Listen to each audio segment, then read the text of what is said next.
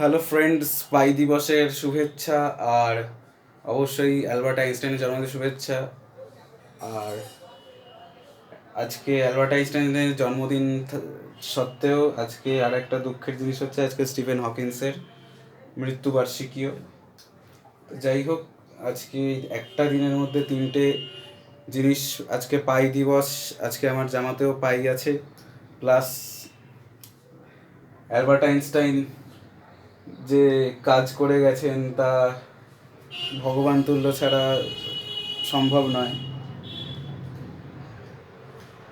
আর Stephen Hawking radiation, সবাই আমরা অল্প বিস্তর জানি এ ব্যাপারে। তো আজকের দিনটা খুবই special day for mathematics and physics. তো আজকে আমি যেটা করব সেটা হচ্ছে mechanics of a single particle continue করব। তো অবশ্যই আমার চ্যানেলটা সাবস্ক্রাইব করে দেবেন, লাইক শেয়ার করে দেবেন, আর কমেন্ট বক্সে জানাবেন কেমন লাগলো। ওকে, তো mechanics of a single particle আমি আগের দিন কোঅর্ডিনেট সিস্টেমগুলো বলেছিলাম। আজকে আমি mechanics of a single particle, এবার সিঙ্গেল পার্টিকেলের যে মেকানিক্সগুলো রয়েছে সেই বিষয়গুলো নিয়ে আলোচনা করব। তো প্রথমে যেটা আসে সেটা হচ্ছে লিনিয়ার মোমেন্টাম। লিনিয়ার মোমেন্টাম, ওকে। লিনিয়ার মোমেন্টাম ব্যাপারটা কি হচ্ছে না, প্রথমেই আমি সিঙ্গেল পার্টিকেলটাকে ধরে নিচ্ছি একটা ইনার্শিয়াল ফ্রেমে আছে। ইনার্শিয়াল ফ্রেম বলতে কি বোঝাচ্ছে না, যেই ফ্রেমে নিউটনস ল অফ মোশন তিনটে লই ভ্যালিড। ওকে, লিনিয়ার মোমেন্টাম তো মেনলি ইনার্শিয়াল ফ্রেম বলতে বোঝাচ্ছে যে যেই ফ্রেমে নিউটনস ল অফ মোশনস তিনটেই ভ্যালিড। অবশ্যই আমরা জানি তিনটে নিউটনস ল এর কি নিয়ম। তো সেখানে লিনিয়ার মোমেন্টামটা আমরা এবার ডিফাইন করব। লিনিয়ার মোমেন্টামটা কি হয় না, মেনলি যেটা বোঝায়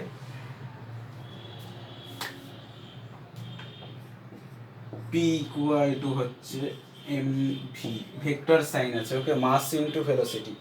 এখানে মাসটা কনস্ট্যান্ট থাকছে, ভেলোসিটিটা চেঞ্জ হচ্ছে।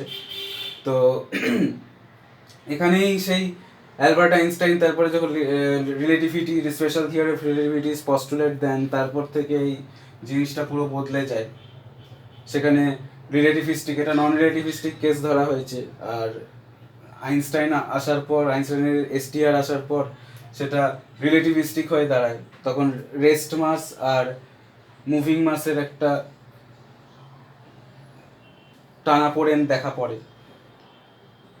ওকে, তো এখন নিউটনের সেকেন্ড ল অফ মোশন থেকে কি বলছে না, যখন কোনো একটা বস্তুর ওপর একটা পার্টিকেল, এখানে যেহেতু একটা single, when a force is applied, external force and external force is applied on a single particle, then its momentum will change at a rate dp/dt।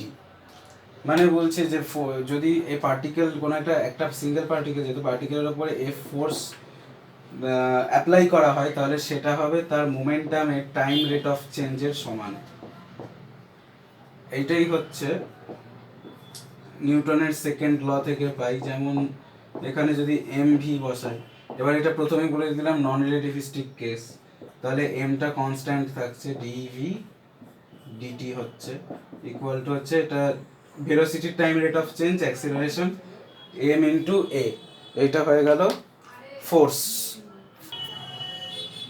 এটা হয়ে গেল force, F equal to M A, M D V D T. Okay, তো এইখানে যেটা ব্যাপারটা হচ্ছে যে এর মাসটা বলেই দিলাম যে কনস্ট্যান্ট থাকছে, আর লিনিয়ার অ্যাক্সিলারেশন হচ্ছে এ, এই যে অ্যাক্সিলারেশন অফ দ্য পার্টিকেল এটাই। এবার যেটা আসবো কনজারভেশন অফ লিনিয়ার মোমেন্টাম। তো কনজারভেশন অফ লিনিয়ার মোমেন্টাম বোঝাচ্ছে যে যদি পার্টিকেলটার ওপর যদি ফোর্স অ্যাপ্লাই করা না হয়, তাহলে ডিপি ডিটি ইকুয়াল টু কত, 0। তাহলে পি হচ্ছে কনস্ট্যান্ট। পি হচ্ছে কনস্ট্যান্ট, তো কনজার্ভড কোয়ান্টিটি, পি তখন কনজার্ভড হয়ে যায়, তখন হচ্ছে বলা হয় লিনিয়ার মোমেন্টাম কনজার্ভ পার্টিকেলটার। তো সেইটার ইন্টারপ্রিটেশনটা কি হয় না, সেটার ইন্টারপ্রিটেশনটা হচ্ছে Newton's first law of motion, যে কোনো পার্টিকেলের ওপর কোনো বস্তুর ওপর যদি ফোর্স অ্যাপ্লাই করানো হয় তাহলে সেটা সেম ভেলোসিটিতে অ্যালং স্ট্রেট লাইন মুভ করতে থাকে। এটাই হয়ে যাচ্ছে নিউটনসের first law of motion. Second law থেকে ফার্স্ট লতে কনভার্সন এই পথে করা যায়। তাহলে এবারে স্টেটমেন্টটা কি, তো স্টেটমেন্টটা হচ্ছে ঠিক এরকম, if the resultant external force acting on a particle is zero, the total linear momentum vector of the particle is constant of motion, that is does not change with time. এইটা হচ্ছে কনজারভেশন অফ লিনিয়ার মোমেন্টামের স্টেটমেন্ট। তো এখন যদি পার্টিকেলটা একটা 3D স্পেসে consider করা হয়, তাহলে তার ওপর তিনটে দিক থেকে 3 ডাইমেনশনালি ফোর্স অ্যাপ্লাই হবে, তিনটে দিক দিয়ে অ্যাপ্লাই হবে। এবার যদি যে কোনো অ্যালং যে কোনো একটা দিক দিয়ে ধরে নিই, মনে করি এটা জেড অ্যাক্সিস বরাবর যদি আমি এর ওপর ইয়েটা দেখি, ফোর্স অ্যাপ্লিকেশনটা দেখি, অ্যাপ্লিকেশন অফ ফোর্সটা দেখি, তাহলে বাদ বাকি দুটো যেটা হবে সেই দিকে সে মুভ করতে পারবে, অর্থাৎ ডিগ্রিজ অফ ফ্রিডম সেই দিকে যেতে পারবে। তাহলে একটা দিকে নির্দিষ্ট দিকে কনস্ট্যান্ট থাকবে মোশনটা, কিন্তু বাদ বাকি দুটো দিকে সে মুভ করার ফ্রিডম পাবে, মানে ডিগ্রিজ অফ ফ্রিডম থাকবে। নেক্সট যেটা যাব সেটা হচ্ছে পাথ ইন্টিগ্রাল অফ ফোর্স বা ওয়ার্ক এনার্জি থিওরেম। তো একটা পার্টিকেলের ওপর ফোর্স অ্যাপ্লাই করে সেটাকে 1 নম্বর পজিশন থেকে 2 নম্বর পজিশনে নিয়ে যাওয়ার জন্য যে ওয়ার্কটা করতে হচ্ছে সেটা হচ্ছে F dot D R, work done by the force on the particle, work done by the force on the particle is equal to W কো ইন্টিগ্রেটেড ফর্ম a1 থেকে 2 এফ ডট ডিআর। এফটা এখানে ফাংশন অফ আর, আর মানে হচ্ছে position vector, আর হচ্ছে F is a function of F R, position ভেক্টরের ফাংশন। Okay, আর এটা ওয়ার্ক এনার্জি ফাংশন, এটা পাথ ইন্টিগ্রাল, এটা পুরোটাকে পাথ ইন্টিগ্রাল বলছে কেন না, এটা পুরো ইন্টিগ্রেটেড এফেক্ট, কোনো পার্টিকেলটার উপরে ফোর্সের ইন্টিগ্রেটেড বা কিউমুলেটিভ এফেক্টটা এটা এইখান থেকে পাওয়া যায়। তো এফ এবার আমরা জানি এফটা কত হয় না, 1 থেকে 2 যদি ইন্টিগ্রেশন করি M into D V D T dot D R. Next স্টেপে করবো কি, এমটাকে কনস্ট্যান্ট যেহেতু এমটা বাইরে নিয়ে চলে আসবো ইন্টিগ্রেশনের, আর এটা 1 2 রাখবো।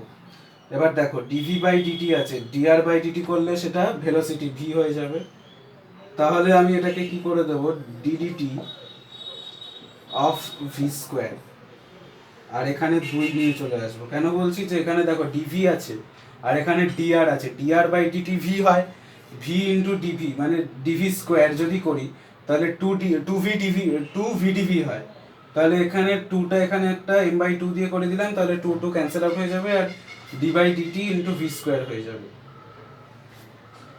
ওকে, D by D T V square into D T, D by D T V square into DT.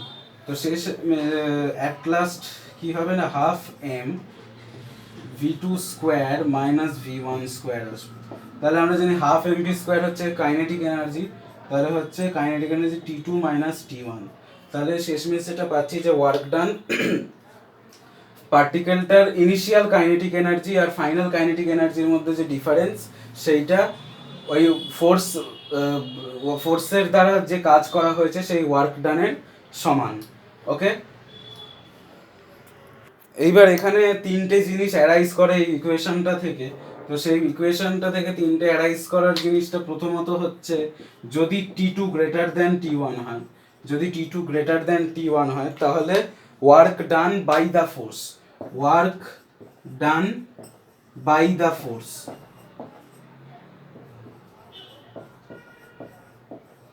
on the particle, okay, on the particle, তখন কি হয় ডাব্লুটা পজিটিভ হয়, ডাব্লুটা হয় পজিটিভ, আর এতে কাইনেটিক এনার্জি ইনক্রিজ করছে।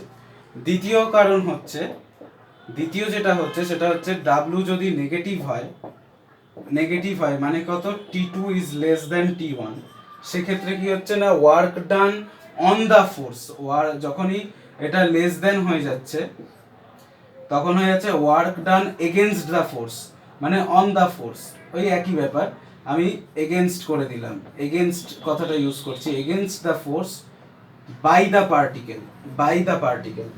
অন আর বাইটা শুধু ইন্টারচেঞ্জ করবে, ব্যাস আর কিচ্ছু নয়।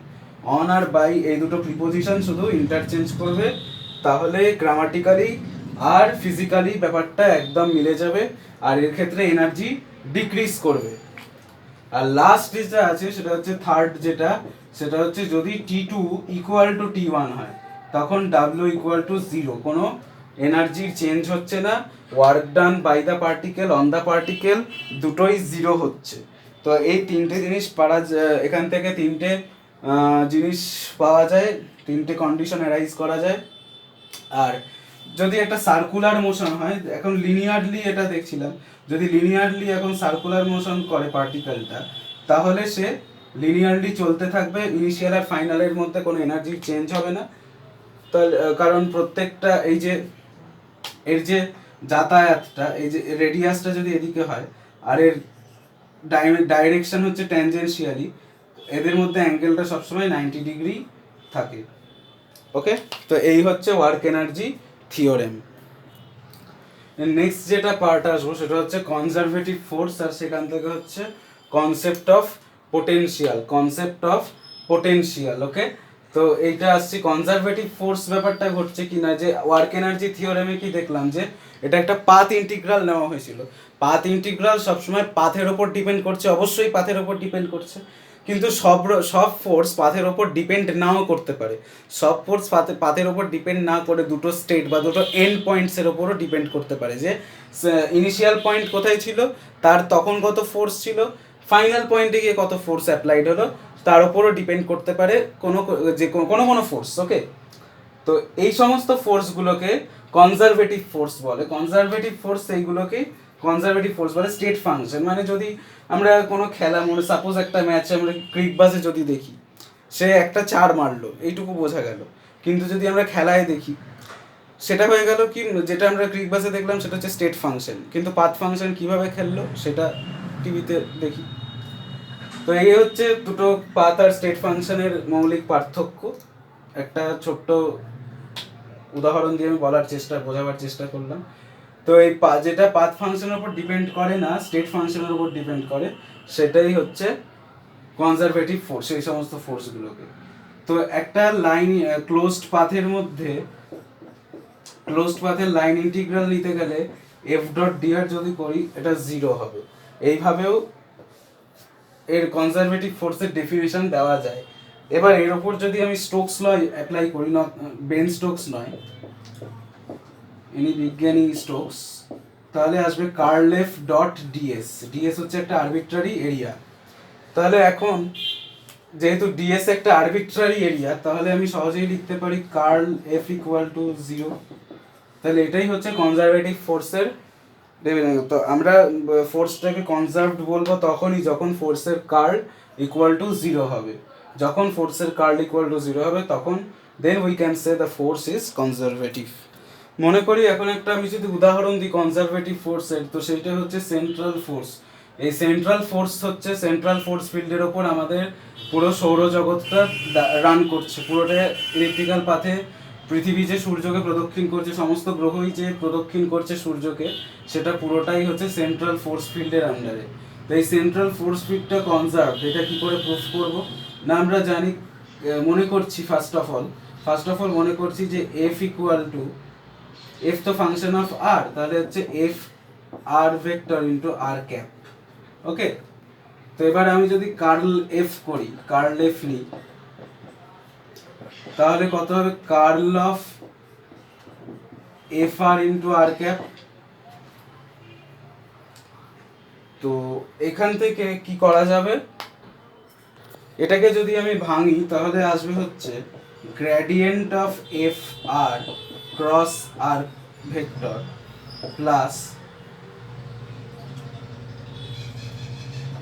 F into R curl of R. এখানে একটা জিনিস যেটা করেছি, এটা এফ আর আর ক্যাপ নিয়েছে, আমি এটাকে করে নিলাম কি এফ আর বাই আর করে নিলাম, তাহলে এখানে আর ভেক্টর হয়ে গেল। সেটা ফাইনালি যেটা দাঁড়িয়ে গেল G R function of R into R vector. তাহলে এবার যদি আমি এখানে জি বসাই তাহলে আসবে গ্রেডিয়েন্ট অফ জি, আর এখানে হচ্ছে R vector, gradient of G cross R plus G function of R vector into curl of R. তো কার্ল অফ আর সবসময় জিরো হয়, তাহলে এই পার্টটা জিরো হয়ে গেল। তাহলে gradient of G R cross R vector plus zero, আর গ্রেডিয়েন্ট অফ জি আর মানে হচ্ছে gradient of F R by R into R cross R. তাহলে আর ক্রস আর এখানে জিরো হয়ে যাচ্ছে, টোটাল ওভার হয়ে যাচ্ছে জিরো। এভাবে কনজারভেটিভ ফোর্স ফিল্ড একটা এক্সাম্পল আমি দিলাম। তো নেক্সট যেটা আসবো সেটা হচ্ছে যে কনজারভেটিভ ফোর্স, এখান থেকে হচ্ছে কনসেপ্ট অফ পোটেনশিয়াল।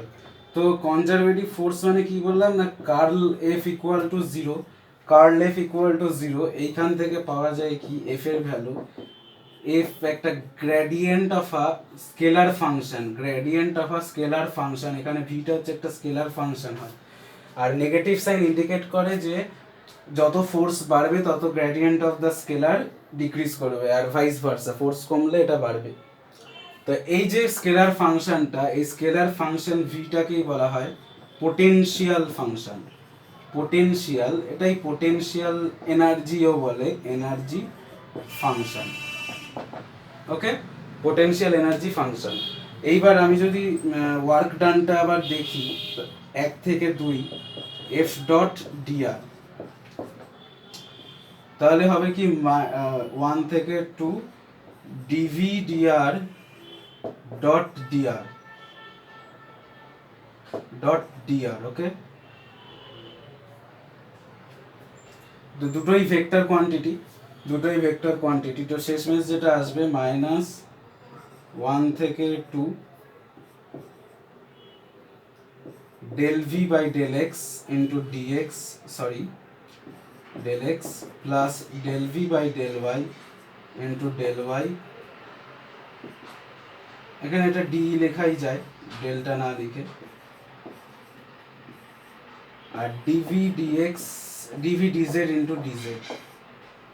তাহলে শেষমেশ যেটা চলে আসছে -1 to 2 dv, তাহলে ইন্টিগ্রেশন আসছে v1 minus v2। তাহলে ইনিশিয়াল আর ফাইনাল পোটেনশিয়াল এনার্জির চেঞ্জটাই হচ্ছে ওয়ার্ক ডানের সমান, ওয়ার্ক ডানের সমান।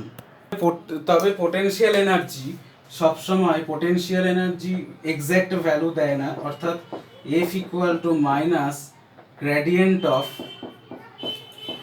ভি মাইনাস সি থাকে, ভি প্লাস সি বা ভি মাইনাস সি, সি একটা আরবিট্রারি কনস্ট্যান্ট, ওটা শেষমেশ মাইনাস গ্রেড ভি চলে আসে, কারণ গ্রেড সি জিরো হয়। তাহলে অ্যাবসলিউট ভ্যালু অফ, যদি পোটেনশিয়াল এনার্জি অ্যাবসলিউট ভ্যালু জিজ্ঞেস করে তাহলে সেটা অবশ্যই মিনিংলেস হয়। যেটা মিনিংফুল হয় সেটা হচ্ছে যে difference of potential energy. Okay, initial আর ফাইনাল পোটেনশিয়াল এনার্জির ডিফারেন্সটাই হচ্ছে ফোর্সের সাথে যাবে পরিপূরক। তো আমি ওয়ার্ক পাথ যে পাথ ইন্টিগ্রাল থেকে কি পেয়েছিলাম, W12 equal to T2 minus T1, আর এখানে কত পেলাম, W12 equal to V1 minus V2। তো এই দুটোকে যদি এবার আমি সমান করে দুদিকে রাখি তাহলে T2 minus T1 equal to V1 minus V2। তাহলে V2টাকে যদি এদিকে নিয়ে আসি আর T1টাকে যদি ওদিকে নিয়ে যাই, T2 plus V2 equal to হচ্ছে T1 প্লাস V1। তাহলে এটা kinetic energy plus potential energy, final kinetic energy plus final potential energy is equal two initial kinetic energy plus initial potential energy. তাহলে সেটা হয়ে যাবে total energy E2 is equal two E1। তো এখান থেকে আমরা পেয়ে যাব কনজারভেশন অফ এনার্জি। তো এখন যদি আমাকে দেখতে হয় যে কনজারভেশন অফ এনার্জি স্টেটমেন্টটা হচ্ছে যে in a conservative force field in a conservative force field, মানে প্রথমেই বলে দেওয়া হচ্ছে যে কনজারভেটিভ ফোর্স ফিল্ডের ক্ষেত্রেই শুধুমাত্র the total mechanical energy E, that is the sum of kinetic and the potential energies, is independent of the position of the particle. Position, পার্টিকেলের পজিশনের সাথে ডিপেন্ড করবে না, উপর ডিপেন্ড করবে না, and is constant of motion, মোশনের উপরেও ডিপেন্ড করবে, মোশনের সাথে কনস্ট্যান্ট থাকবে, দ্যাট ইজ কনজার্ভড। তো এফ হচ্ছে একটা এমনই special type of force field বা ভেক্টর ফিল্ড যেটা, যার জন্য যে কোনো কনজারভেটিভ ফিল্ডে সেটা কার্ল এফ ইকুয়াল টু 0 বা সেখান থেকে আমরা পোটেনশিয়ালের আইডিয়া পাই। সেই কারণে যদি একটা এফ ভেক্টরকে লেখা যায় তাহলে এফ এক্স আই ক্যাপ লেখা যাবে plus F Y J cap লেখা যাবে plus F Z K cap লেখা যাবে। তেমনি তাহলে গ্র্যাড ভি কে কিরকম লেখা যাবে না, del V by del X I cap plus del V by del Y J cap plus del V by del Z K cap. তাহলে যেটা লেখা যাবে সেটা হচ্ছে F X equal to always del V by del X with sign negative, F Y equal to minus del V by del Y, আর F Z equal to minus del V by del Z. তো একটা special type of force field বা special type of vector field force হওয়ার জন্য এটা কি হচ্ছে না, mainly for one dimensional case we can write it f is a function of one direction only, f say f equal to fx, but for three dimensional we have to consider that f equal to fr, the position vector will be called r on that case. And after the discovery of special theory of relativity, there is no significance about the absolute energy. So for now a physical concept, the change in energy is significant, not the absolute or total energy of conservation equal to t plus v is not significant, but it is significant e2 minus c1 for after coming of special theory of relativity. Okay, next we are moving to impulsive force. So impulsive force describe করতে হলে আমাদেরকে যেটা যেতে হবে সেটা হচ্ছে time integral, ফোর্সের time ইন্টিগ্রালকে আমাকে এখানে ইউজ করতে হবে। I have to use the time integral of force to derive the impulsive force. So let's say একটা পার্টিকেলের ওপর যখন লিমিটেড টাইম ইন্টারভাল সে টি টু মাইনাস টি ওয়ান টাইমের ধরে যদি ফোর্সের পার্টিকেলের ওপর এফ ফোর্স অ্যাপ্লাই করা হয়, if a force, external force F is applied on a particle through a time interval t2 minus t1, then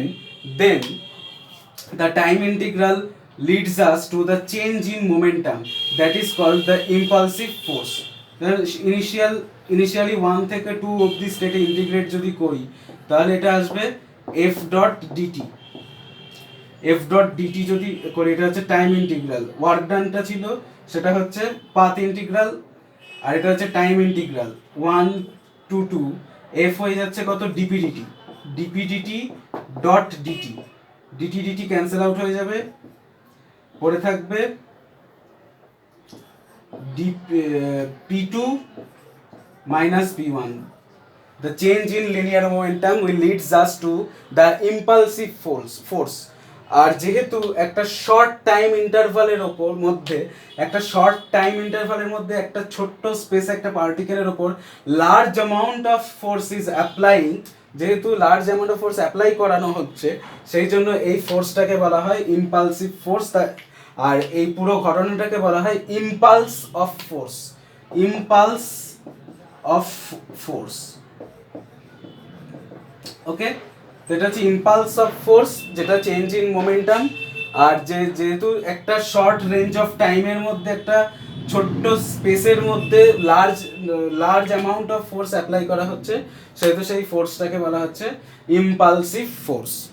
So next we are moving to dissipative force. Dissipative force means there is no conservation of force.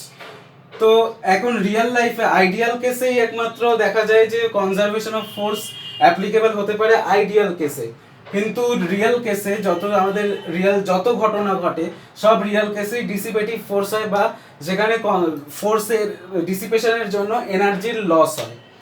তো সেটা কিভাবে আমরা লিখতে পারি, যে মনে করি যে একটা ইনক্লাইন্ড প্লেন আছে, তো তার উপর একটা বক্স রাখা আছে, সেই বক্সটা যদি এবার গ্র্যাভিটির due to G acceleration due to গ্র্যাভিটির জন্য যদি নিচের দিকে নামতে থাকে, তাহলে তার উপর যে গ্র্যাভিটেশনের জি এর দ্বারা যে ফোর্স অ্যাপ্লাই হচ্ছে এম জি, তার সাথে তার থেকে কি হচ্ছে না ফ্রিকশনাল ফোর্স তাকে কিছুটা বাধা দিচ্ছে। তাহলে টোটাল ফোর্সটা ভেঙে যাচ্ছে এফ সি প্লাস এফ ডিতে। এই এফ ডিটা হচ্ছে ডিসিপেটিভ ফোর্স, যেটা ফ্রিকশনের জন্য হচ্ছে, যেটা ফ্রিকশনটা এই দিকে কাজ করছে, অপোজিট ডাইরেকশন। ওকে, তো এখন যদি আমি ডাব্লু দেখি, path integral F dot D R যদি করা হয়, তাহলে দুটো পার্ট পাবো, 1 to 2 এফ একটা কনজারভেটিভ পার্ট পাবো, প্লাস একটা ডিসিপেটিভ পার্টের জন্য আমাকে এবার ইভ্যালুয়েট করতে হবে। তো কনজারভেটিভ ফোর্সের জন্য অবশ্যই আমরা জানি এটা হয়ে যাবে T2 minus T1, T2 minus T1। So এখানে আমি T2 minus T1 এখানে আমি পোটেনশিয়াল ইউজ করে দিচ্ছি।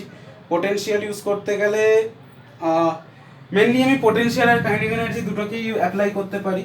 তো শেষমেশ আমি E2 minus E1 রাখছি। তো change in total energy plus W12D, এই যে এটা হচ্ছে ডিসিপেটিভ ওয়ার্ক ডান। ওকে, এখন এইটা পুরোটাই ডিপেন্ড করে স্টেটের ওপর। যদি ডিসিপেটিভ ওয়ার্ক ডানটা 0 হয়, তাহলেই একমাত্র W2 minus E1 হবে, মানে change in kinetic energy constant থাকবে। ওকে,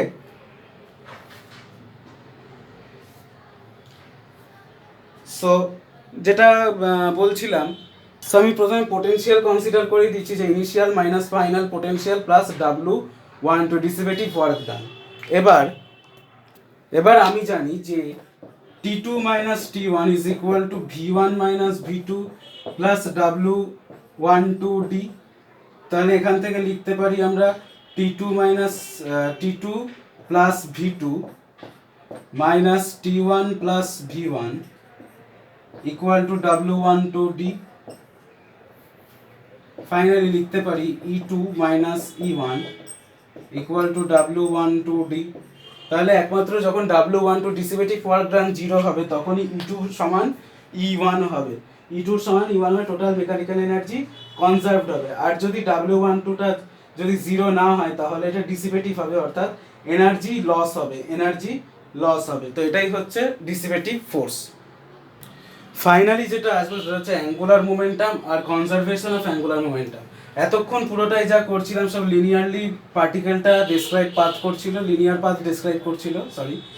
এবার যদি পার্টিকেলটা একটা সার্কুলার পাথ ডেসক্রাইব করে, তাহলে তার সেখানে লিনিয়ার মোমেন্টাম নয়, তখন হয়ে যায় অ্যাঙ্গুলার মোমেন্টাম। অ্যাঙ্গুলার মোমেন্টামকে লেখা যায় আর ক্রস পি দিয়ে, অর্থাৎ মোমেন্ট অফ মোমেন্টাম বা আর ক্রস এমভিও একে লেখা যেতে পারে। তো এর ক্ষেত্রে কি হচ্ছে না, এর ডাইরেকশনটা আর পি দুটোর উপর নির্ভর করছে। কিভাবে না, রাইট হ্যান্ড কর্কস্ক্রু রুল যদি দেখি, তাহলে এই বরাবর যদি ক্রসটা করে আর ক্রস পি হয়, তাহলে ঠিক এই বাইরের দিকে আউটওয়ার্ড অফ দ্য বোর্ড এর অ্যাঙ্গুলার মোমেন্টামটা কাজ করবে। ওকে, তো এটাই হচ্ছে অ্যাঙ্গুলার মোমেন্টাম। আর যেহেতু দুটোই ভেক্টর, তাদের ক্রস প্রোডাক্ট অফ ভেক্টর, তাই অ্যাঙ্গুলার মোমেন্টামও একটা ভেক্টর কোয়ান্টিটি। নেক্সট আরেকটা যেটা হচ্ছে সেটা হচ্ছে টর্ক হচ্ছে moment of force. R cross F করলে আমি মোমেন্ট অফ ফোর্স টাও দিয়ে ডিফাইন করা হয় টর্ককে। তো টর্ক আর ফোর্স দুটোই আলাদা কোয়ান্টিটি, দুটো ভেক্টর হলেও দুটো আলাদা কোয়ান্টিটি। কারণ আর একটা সার্কুলার পাথের মধ্যে টর্ক যদি 0 হয়, এফ তাহলেও নন জিরো হতে পারে, আবার এফ যদি 0 হয় তাহলে টর্কও নন জিরো হতে পারে। আর এফ আর টাওটা দুটো 90 ডিগ্রি অ্যাঙ্গেলের মধ্যে কাজ করে। তো 4টে উদাহরণ দেওয়া যায়, যে একটা সার্কুলার পাথে যখন এইদিকে একটা ফোর্স অ্যাপ্লাই হচ্ছে, এইদিকে একটা ফোর্স অ্যাপ্লাই হচ্ছে, তখন টোটাল ফোর্স 0 হচ্ছে, কিন্তু তার টর্ক তার আছে। এবার যদি দুটো ফোর্স এই দিকে অ্যাপ্লাই করা হয় সেম দিকে, তাহলে এফ তাহলে হয়ে যাচ্ছে 2f, কিন্তু টাও হয়ে যাচ্ছে 0। তাহলে এফ টাও যখন 0 তখন এফ এর একটা ভ্যালু থাকতে পারে, আবার এফ যখন 0 হচ্ছে তখন টাও এর একটা ভ্যালু থাকতে পারে। আবার আবার যদি একটা দিকে যদি ফোর্স অ্যাপ্লাই করা হয়, একটা দিকে যদি ফোর্স অ্যাপ্লাই করা হয়, তাহলে টাও এরও ভ্যালু থাকবে, এদিকে টাও এরও ভ্যালু থাকবে, আর এফ এরও ভ্যালু থাকবে, এফ এরও ভ্যালু থাকবে। ওকে, আর যদি এইদিকে দুটো এফ থাকে আর এইদিকে দুটো এফ ক্যালকুলেট কর, এইদিকে দুটো ফোর্স অ্যাপ্লাই করা আর এইদিকে 2f সংখ্যক একটাই ফোর্স অ্যাপ্লাই করা হয়, তাহলে টোটাল ফোর্সও 0 হবে, টাও 0 হবে। তাহলে চারটে কেসই এখান দিয়ে বলা যেতে পারে। সো এখন আমরা জানি angular momentum equal to R cross P বা R vector into M V. এবার এলকে যদি আমি টাইমের রেসপেক্টে ডেরিভেটিভ করি, তাহলে হবে হচ্ছে d r dt dr dt cross mv plus r cross m dv dt। যেহেতু এখানে মাসটা কনস্ট্যান্ট, তাই মাসের উপর টাইম ডেরিভেটিভ নেওয়া হচ্ছে না। তো dr dt মানে হচ্ছে velocity v cross mv plus r cross m dv dt মানে হচ্ছে ma মানে ফোর্স। তাহলে v ক্রস v যেহেতু আছে সেহেতু এটা হয়ে যাবে 0 plus r cross f, r cross f মানে হচ্ছে টর্ক টাউ। তাহলে এল অ্যাঙ্গুলার মোমেন্টামের টাইম ডেরিভেটিভ নিলে আমরা তার সিস্টেমটার টর্ক আমরা ডিরাইভ করতে পারি। এবার তাহলে কনজারভেশন অফ অ্যাঙ্গুলার মোমেন্টাম কি করে পাবো? না, যদি পার্টিকেলটা যখন সার্কুলার পাথে ডেসক্রাইব করছে তখন তার উপর যদি কোনো ফোর্স অ্যাপ্লাই না করা হয় তাহলে টাউটা 0 হবে। তাহলে টাউ 0 হলে ডিএল ডিটি ইকুয়াল টু 0, তাহলে এল হয়ে যাবে কনস্ট্যান্ট। ওকে, তাহলে কনজারভেশন অফ অ্যাঙ্গুলার মোমেন্টামের স্টেটমেন্টটা কি? না, the total angular momentum vector of a particle remains constant in time if the total external torque acting on the particle is 0। তাহলে torque যখন পার্টিকেলের উপর acting করে না তখন তার অ্যাঙ্গুলার মোমেন্টামটা কনজার্ভড হয়। তো একটা পার্টিকেল লিনিয়ার পাথে গেলেও তখন তার টোটাল অ্যাঙ্গুলার মোমেন্টামও 0 হয়, টর্কও 0 হয়। ওকে, তো আজকে এই অবধিই থাক। আজকের ভিডিওতে এই অবধি আমি বলার চেষ্টা করলাম, আর নেক্সট ভিডিওতে আমি সিস্টেম অফ পার্টিকেলস দিয়ে নতুন চ্যাপ্টার আমি শুরু করব। আজকের জন্য এই অবধি। অ্যাঙ্গুলার মোমেন্টাম কনজার্ভ থাকে তখনই যখন টর্ক 0 হয়, আর লিনিয়ার পাথ ডেসক্রাইব করার সময়ও তখন টর্ক আর অ্যাঙ্গুলার মোমেন্টাম দুটোই 0 হয়। তো এই দুটো হচ্ছে পাওয়া গেল এখান থেকে লাস্টলি। তো এই অবধি, থ্যাংক ইউ।